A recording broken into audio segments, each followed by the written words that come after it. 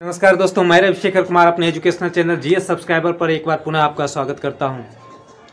दोस्तों, हमने बौद्ध धर्म को खूब अच्छी तरह देख लिया। हमने बौद्ध धर्म से संबंधित 2 वीडियो अपलोड किए थे। आशा करता हूं कि आप उस दोनों वीडियो को देखे होंगे और जहां से भी सवाल बनाते होंगे निश्चित रूप से सवाल बनता होगा। अगर आपने नहीं देखा है तो उस वीडियो को हमने 2 भाग में बनाया था। दोनों भाग को आप देखें, समझें, फिर बनावें, सारा सवाल आपका बनेगा। ठीक उसी तरह से अभी हम जैन धर्म को पढ़ने वाले हैं और जैन धर्म को भी हमने उसी ढंग से डिजाइन किया है। जैन धर्म को हम एक ही वीडियो के अंतर्गत देखेंगे और इसमें हमने उन्हीं बातों को सम्मिलित किया है जो परीक्षा के दृष्टिकोण से काफ़ी महत्वपूर्ण है। आइए हम लोग देखते हैं जैन धर्म को। दोस्तों, मैं आपको बताऊं, जैन धर्म में टोटल 24 तीर्थंकर हुए, जबकि सबसे पहला तीर्थंकर ऋषभदेव थे, जिन्हें जैन धर्म का संस्थापक माना जाता है।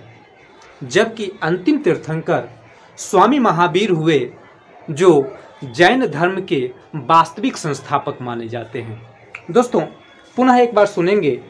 जैन धर्म का संस्थापक ऋषभदेव माने जाते हैं, जबकि वास्तविक संस्थापक स्वामी महावीर माने जाते हैं। ऋग्वेद में जैन धर्म के 2 तीर्थंकर का नाम मिलता है। वे हैं ऋषभदेव एवं कालनेमी, या उनका नाम अरिष्टनेमी के नाम से भी वो जाने जाते हैं, या अरिष्टनेमी भी है।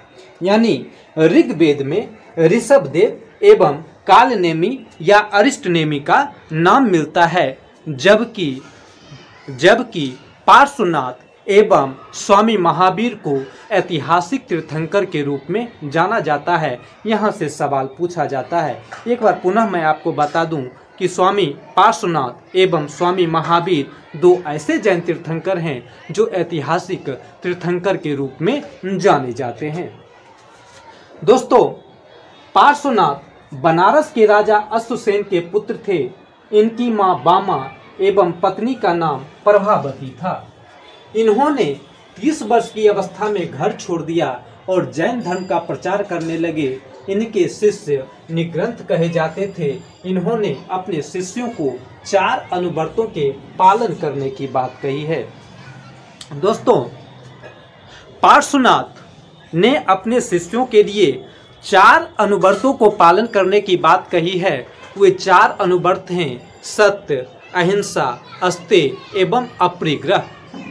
जबकि 5वां अनुवर्त ब्रह्मचर्य है, जिसे जोड़ने का काम स्वामी महावीर के द्वारा किया गया है। सवाल यहाँ से पूछे भी जाते हैं कि निम्नलिखित में से किस जैन तीर्थंकर ने 5वें अनुवर्त ब्रह्मचर्य को जोड़ने का काम किया है, तो यह काम स्वामी महावीर के द्वारा किया गया है। दोस्तों, हम देखते हैं कि पार्श्वनाथ के लगभग 250 वर्ष बाद महावीर का आगमन हुआ है। महावीर स्वामी का जन्म 540 ईसा पूर्व में हुआ, वैशाली के निकट कुंडग्राम में हुआ था। एक बार पुनः सुनेंगे। महावीर स्वामी का जन्म 540 ईसा पूर्व में वैशाली के निकट कुंडग्राम में हुआ था। दोस्तों, जबकि महात्मा बुद्ध का जन्म 563 ईसा पूर्व में कपिल वस्तु के निकट लुम्बिनी नामक जगह पर हुआ था, जो आज नेपाल में पड़ता है। उसके बाद देखें तो महावीर के पिता का नाम सिद्धार्थ था, जो ज्ञात्रिक कुल के मुखिया थे। जबकि अगर हम बात करें महात्मा बुद्ध की, तो महात्मा बुद्ध के पिता का नाम सुद्धोधन था, जो शाक्य कुल के मुखिया थे। अगर पुनः हम महावीर के माता की बात करें तो इनका नाम त्रिशला है, जो लक्ष्मी नरेश चेतक की बहन है। जबकि महात्मा बुद्ध के माता का नाम महामाया था, जो कोलीय वंश से संबंध रखती थी। अगर हम देखें तो महावीर के बड़े भाई नंदीवर्धन थे, जबकि महात्मा बुद्ध के एक चचेरा भाई थे जिनका नाम देवदत्त था। उसके बाद अगर हम देखें तो इनकी माता के बारे में हमने चर्चा कर लिया है। इनकी पत्नी का नाम यशोदा, यानी महावीर के पत्नी का नाम यशोदा है। उनकी पुत्री अनुजा, या जिसे प्रियदर्शनी के नाम से भी जाना जाता है, तथा उनका दामाद जामली था।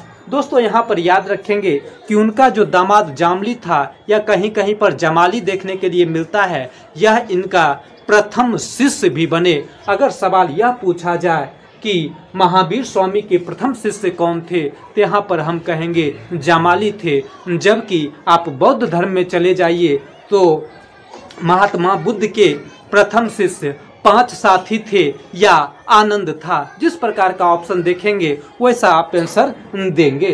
तो मैं आपको बताऊं कि यहाँ पर उनकी पत्नी का नाम यशोदा है। दोस्तों यह सवाल काफी कंफ्यूज करता है। आप देखेंगे कि महावीर स्वामी के पत्नी का नाम यशोदा है, जबकि महात्मा बुद्ध के पत्नी का नाम यशोधरा है। यहाँ ध्यान रखेंगे आप कि महावीर स्वामी की पत्नी का नाम यशोदा है, जबकि महात्मा बुद्ध के पत्नी का नाम यशोधरा है। इनकी एक पुत्री है जिसका नाम अनुजा है, या इसे प्रियदर्शनी के नाम से भी जाना जाता है।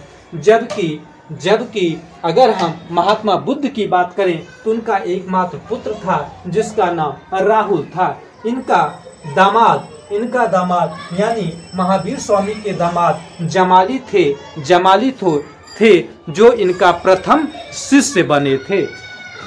आगे हम बात करें गृहत्याग के समय महावीर स्वामी का उम्र 30 वर्ष था, जबकि महात्मा बुद्ध जब गृहत्याग किए थे उस समय उनका उम्र 29 वर्ष था।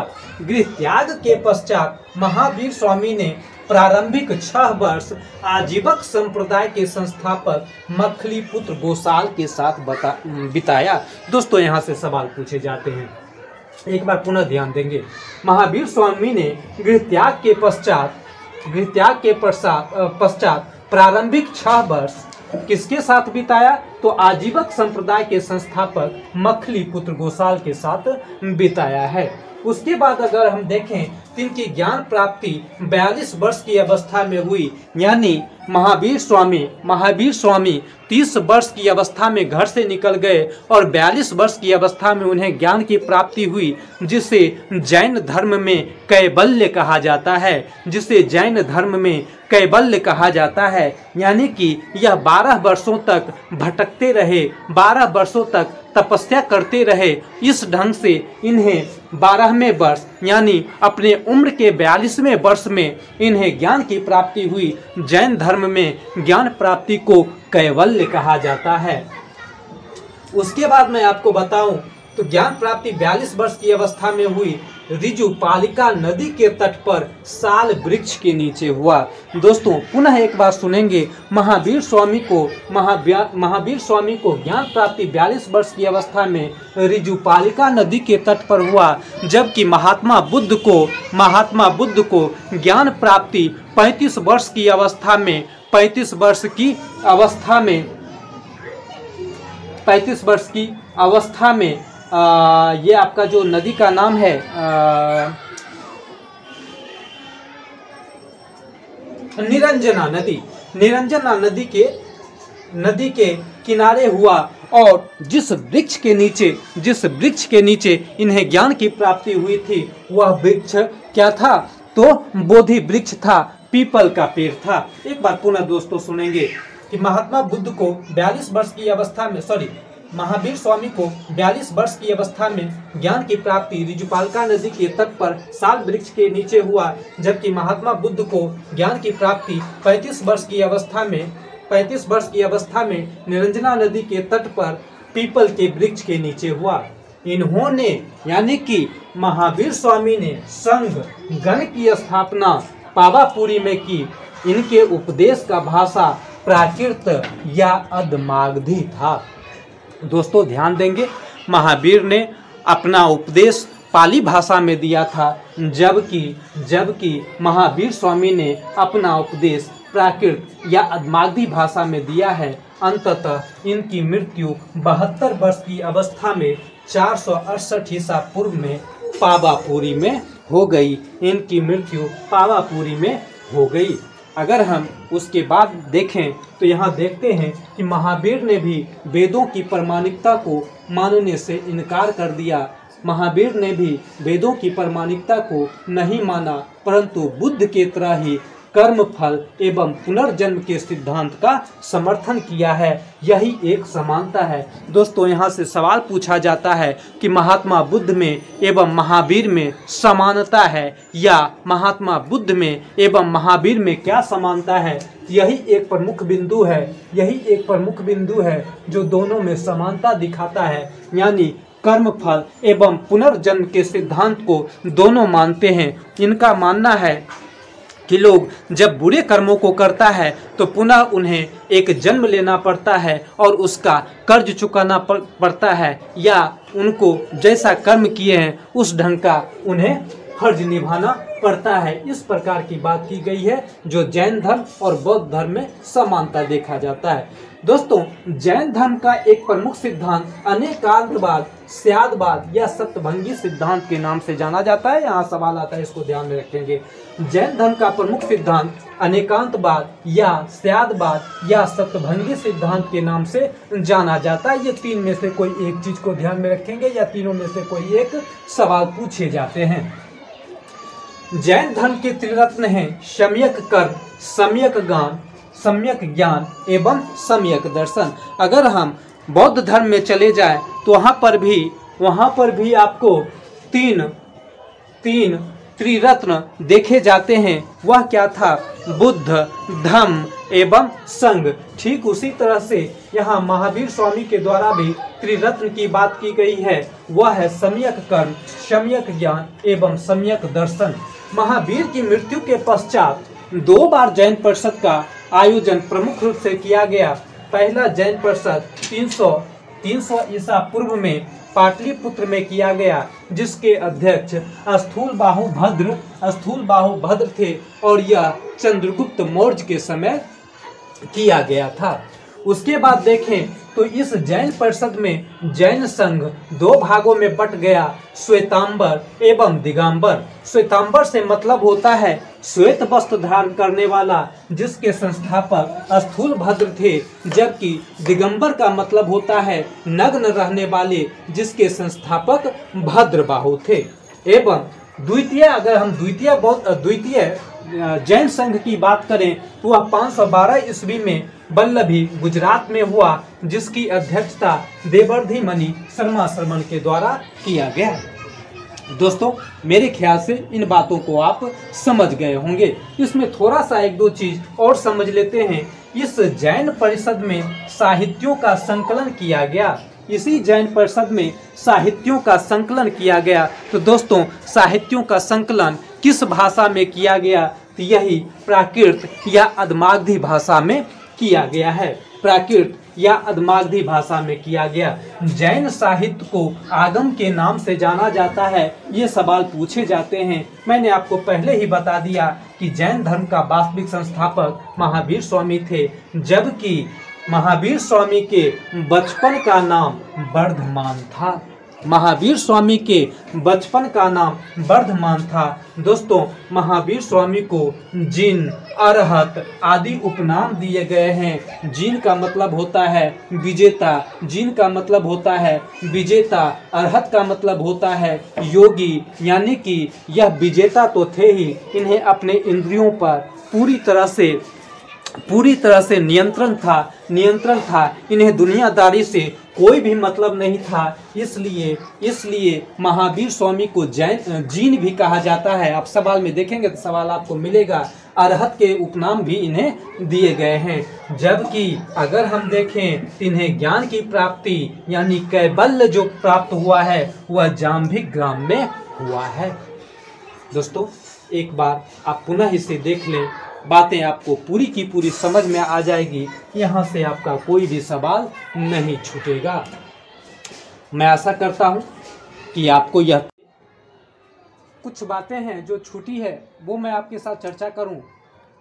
तो सबसे पहले मैं ऋषभदेव के बारे में बताऊँ कि ऋषभदेव का पहचान सांड या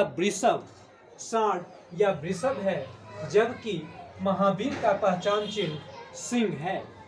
अगर हम ऋषभ देव की बात करें तो ये प्रथम जैन तीर्थंकर थे, जबकि नेमिनाथ या अरिष्टनेमी 22वां तीर्थंकर थे।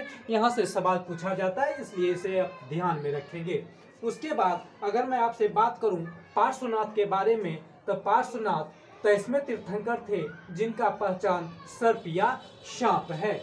इस ढंग का बात हमने आपसे नहीं किया था, इसलिए मैं पुनः यहाँ दोहराना उचित समझा। चूँकि यहाँ पर जो ये आप देख रहे हैं, ये सर्प की बात, सिंह की बात, सांड की बात, ये सारा जो है उनका पहचान चिन्ह है। दोस्तों, इस तरह से हमने पूरी तरह से जैन धर्म को देख लिया है। यहाँ से आपका कोई भी सवाल नहीं छूटेगा, लेकिन बस बात इतना आप ध्यान में रखें कि जब भी इस वीडियो को देखें तो शुरू से अंत तक देखें। 1 बार देखें, 2 बार देखें, 3 बार देखें, जब तक समझ में ना आवे तब तक बिना स्किप किए देखें। उसके बाद अगर किसी भी सेट से सवाल बनाएंगे तो आपका कोई भी सवाल नहीं छूटेगा। दोस्तों, अगर हमारा यह प्रयास आपको अच्छा लगे, आपको कहीं से भी फ्रूटफुल लगे, तो आप हमारे एजुकेशनल चैनल जीएस सब्सक्राइबर को सब्सक्राइब करें, दोस्तों के साथ शेयर करें, लाइक करें। Thank you.